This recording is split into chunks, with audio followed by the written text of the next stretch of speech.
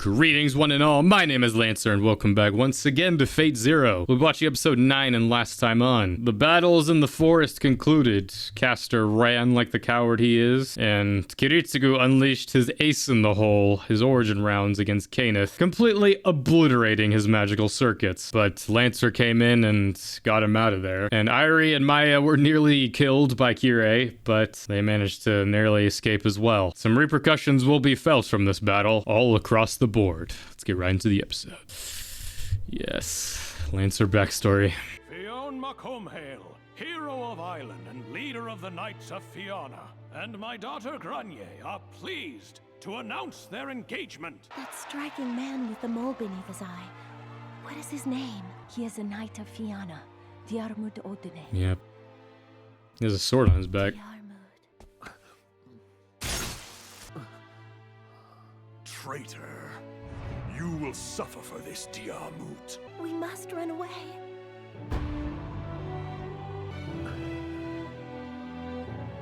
Rejoice, Grania. Fianna's recognized our marriage. That butterfly. What is this, Attack on Titan? Did you believe I'd forgotten what happened with Granye? Dude. Servant Dreams, one of my favorite parts of Fate that I wish we got so much more with. Like, I would have loved to have actually seen a servant dream with Kiritsugu, but I think it's safe to assume he hasn't slept since this story began. Just because I think it provides a new perspective for the masters with their servants, like actually seeing their story. Of course, I feel like Kiritsugu would see it and be just like, servant's a servant. If anything, it'd be cooler if Irie saw the dream, since they're still connected in that way, technically. Because I know we get a little bit with Waiver seeing a dream with Rider. Just that, like, barely a minute, and, like, that's the whole story, and you completely get it. Lancer, he was a knight of Fionn, or Fianna, however you want to pronounce it. And, well, because of his mole, I mean, in the actual context of being a servant, it's a curse thing, which is part of it, but in his life, like, it could have been more just, like, because of this event, you know, it enchanted her. Because, I mean, she pointed out the mole between his eye. I mean, it was probably more just like they fell in love. Romeo and Juliet type thing, except they're on the same side. Forbidden love. She was meant to marry Fionn. I mean, there's still like some gaps in there where it's just what exactly happened, because I mean, it's clear that they came to a clash at some point. We're just like, you'll suffer for this. But then like time passed and it's like, oh, he recognized our marriage. And then obviously he stabbed him in the field and left him to die. I would love a whole episode of just that story. I have so many concepts for Fate Zero, dude, where it's just, let me do something. Because like, I would love to have like these one-off episodes where it's just like the backstories properly fleshed out of each servant in this, and then it goes to them being summoned by their master, and then it's just like, well, watch Fate Zero to see the rest of that story. I just feel like Fate Zero just gets left behind so much, and so much other stuff. I mean, Fate, just as a franchise, a lot of it is just like Grand Order and all that stuff, where it's just like, just fucking everything just gets thrown into this clusterfuck of a Grail War. But it's this part of Fate that I love so much more than that. It's an actual story. There's thought. Like, the characters actually feel like characters. Just that 1 minute condensed version of Lancer's story, and I already care so much more about him. I wish we got even a fraction of that with any of the other servants in Fate's Day Night. I mean, you kind of get it with Berserker a little bit, but not even close. A dream? A dream indeed. It was the legend of Diarmid. I hope that everyone pronounces it differently. The memories of my servant? Well, I mean, yes. I see that you're awake now. Sola-Ui! What is the meaning of this? Honestly, it was for the best that Sola-Ui was the one providing mana to Lancer, because I think Lancer might have still died from this, even though Kayneth is still alive. All his mana circuits are fucked. So I gather that you have no memory at all of what happened to you? I was shot. I defended myself with a volumen hydrogram. Your body's magic circuits have misfired somehow. You're lucky you didn't die instantly. Yeah, surprised he didn't Able to bleed out. regenerate your organs. Yeah, his fucking organs all exploded. I'm afraid you'll never use magic again. Oh, the ultimate irony. It's sad, but also just like, it's so poetic. The ultimate elitist Malfoy, just like, pure blood, you lowborn scum. Magic is the pinnacle of my existence, and now he just can never use it again. Honestly, a part of me kind of wishes he lived past this war, having to live that life, not being able to use magic ever again. That would have been something. This isn't the end of his suffering. It's too soon to give up. If the Holy Holy Grail is truly an omnipotent wish-granting device, then healing you completely and making you whole again should be more than possible for it. Kind of would be a waste. Why don't you give the command seals to me? That way, This I woman. can take over as Lancer's master. I won't. Oh, you don't believe in me then? You know, especially after seeing the dream. Lancer would actually just abandon me and then swear fealty to you? I do. He desires the Holy Grail, just as we do. Even if he must take on a new master.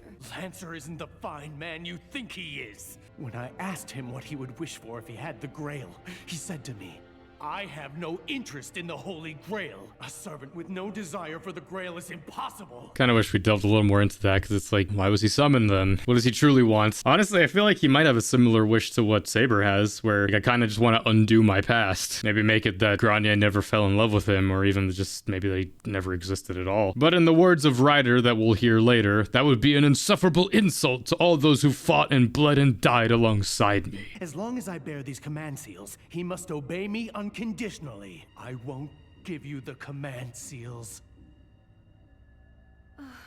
Don't you see?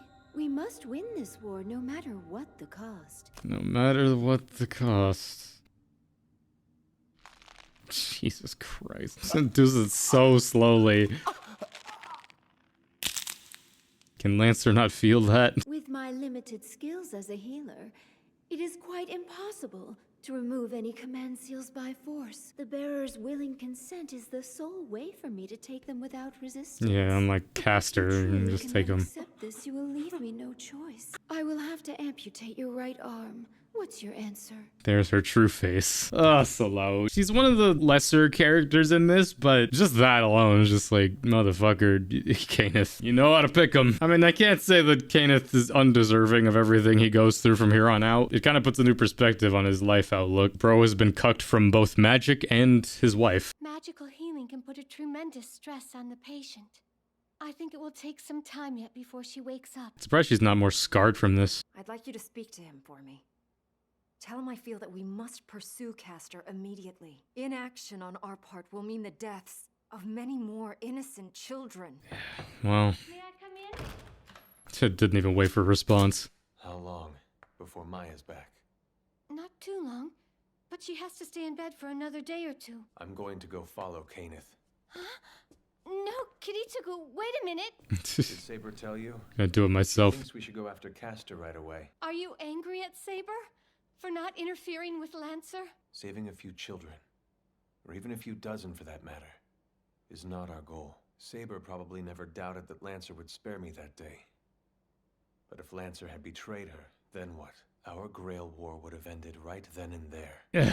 I mean, he's not wrong. I mean, he's fully justified. That's fucked. That's the thing, rewatching the show again. Honestly, though, our team Saber here, Kiritsugu, Airi, Saber, Maya, they're the main crew. I kind of don't root for them. Like, a weird part of me. Just because, I mean, Kiritsugu's wish at this point is to remove all war and suffering from the world. I mean, obviously, we see what the cost of that will be eventually. It's just the lengths he's willing to go. Again, he's needs of the many over needs of the few at this point. He wants to get it over with. Like, you know, he's trying to do it as quick as possible. I mean, that's the whole point of this. Again, we don't have a lot of time with this war. We have 2 weeks at most. I mean, we have the counter at the end of the episode. It's kind of sad. It's just like his only concern is just like, how quick will Maya be healed? Because we need to get back to work. Lancer, please show yourself. These two, I swear to God. Mr. Sola-Ui, how fares Master Kayneth? Not well, I'm afraid. This isn't your fault, Lancer. Kayneth brought it upon himself. Diarmut, don't you see he isn't worthy of being your master? A familiar look. Kayneth has abandoned the battle, giving his rights as your master to me. As a knight, my loyalty is eternally pledged to Master Kayneth. I'm sorry, but I cannot consent. As a servant, you not manifest physically in this world using my mana? Before I am a servant of the Grail War, I am foremost a knight. And a knight can only serve but one master. What happens when that master dies, though?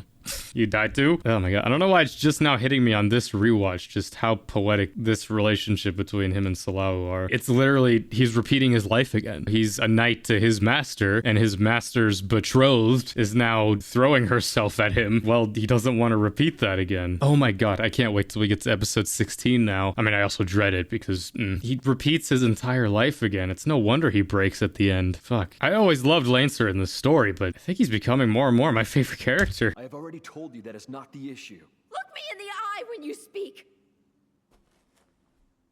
I'll look at you like this. Lend me your support. Come and help me win the Holy Grail. I cannot. What do you want from the Grail, Master Sola-Ui? Kayneth has given up his quest for the Grail. Then I no longer have any interest in it. We require a miracle to heal him. He has no chance otherwise. If you desire to give him back his life and his dignity, you must win the Holy Grail for your master. Do you speak as Master Kayneth's wife? And seek the Holy Grail only on his behalf? Yeah, totally. Well, yes. Yes, of course. As the wife of Lord Kayneth El Malloy, I shall bring my husband the Grail. It's not exactly a great thing to swear on. That look in her eyes. Yeah. I don't hate them for what happened. However, fate was simply too cruel to allow it to happen any other way. What I seek from this life is the loyalty denied me in my last. Exactly. I wish to keep that sad fate from happening again. Oh, fuck me, dude.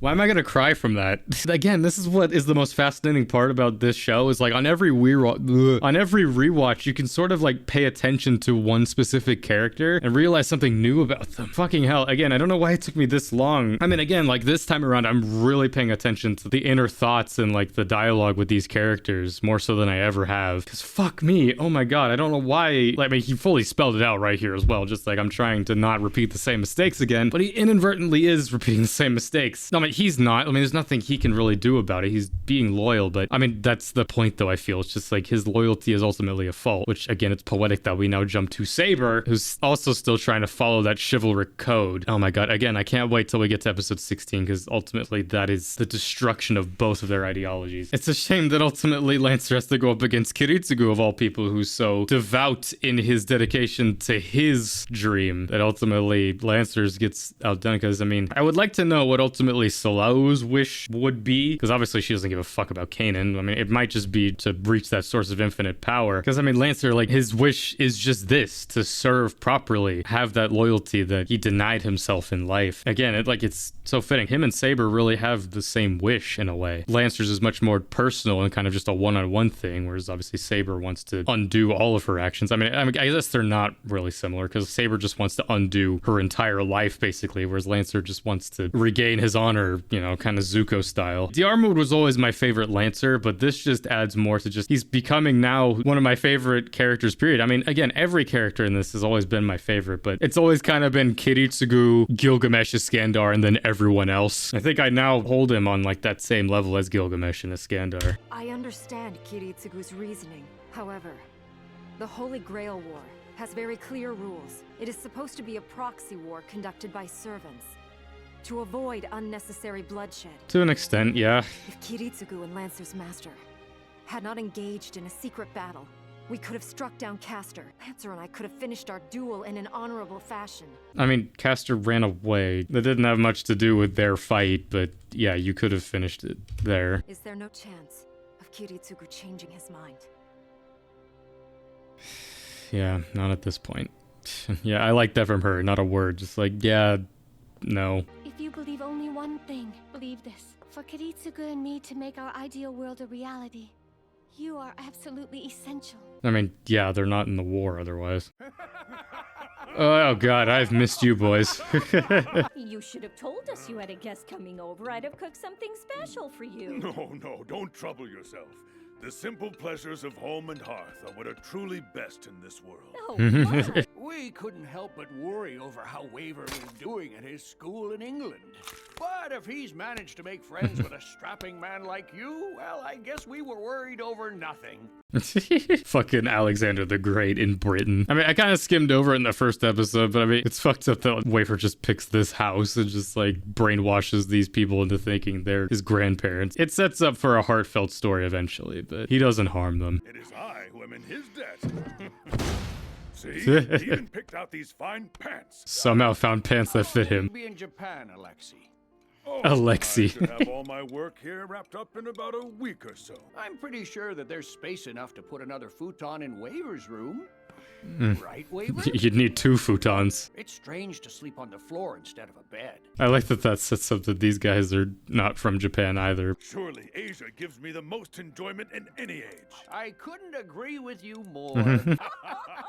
Home and hearth. I even managed to procure this fine pair of pants. No, I like that he said that Waver's the one that did it. Why must I, the king of conquerors, go forth to draw water from some country river? Because it's a lot more productive than eating junk food and watching all those videos. What is this? Are you playing at being an alchemist? I'm not playing.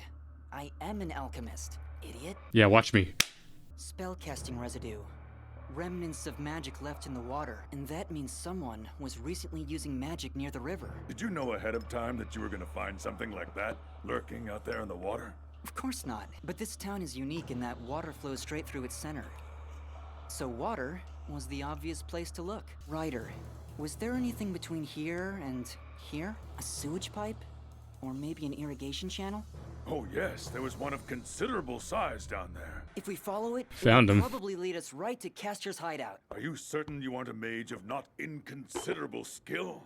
Look, a truly skilled mage wouldn't have to do it this way. Yeah, they would just find It's them. pretty basic. I mean, it's cool Wait a though. minute. You're making fun of me, aren't you? To accomplish something so impressive, using a simple method outshines those who use a more complex technique. As your servant, I am proud.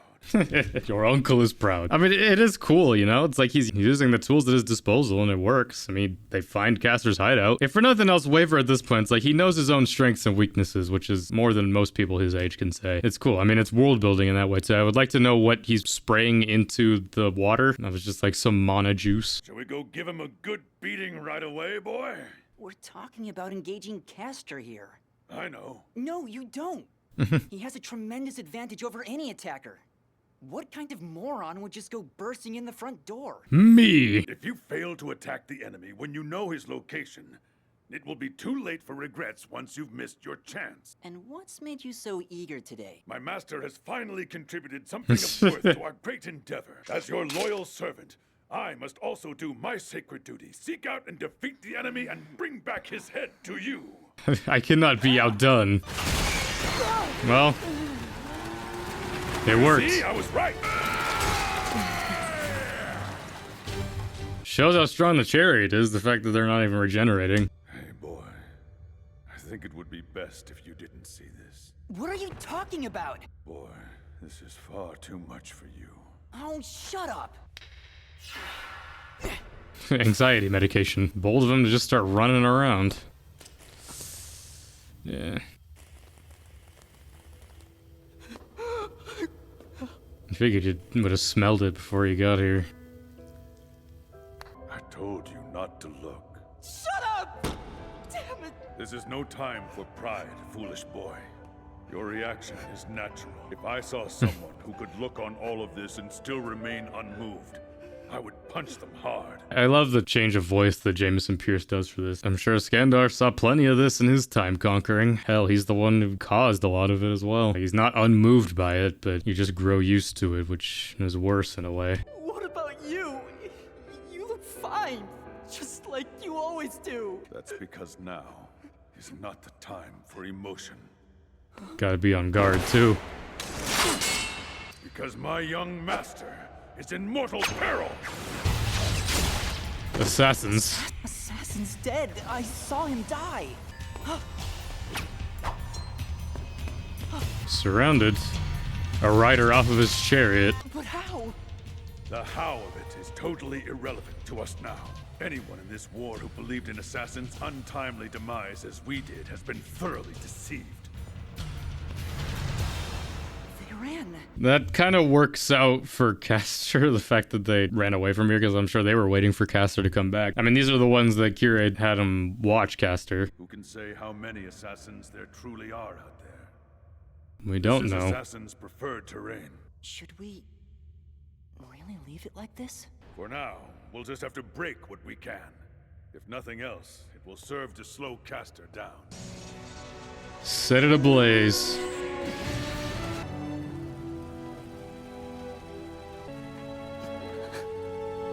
Be at peace. Castor will no longer be able to hide. He'll be forced to come out of the shadows into the open and show himself. I get it!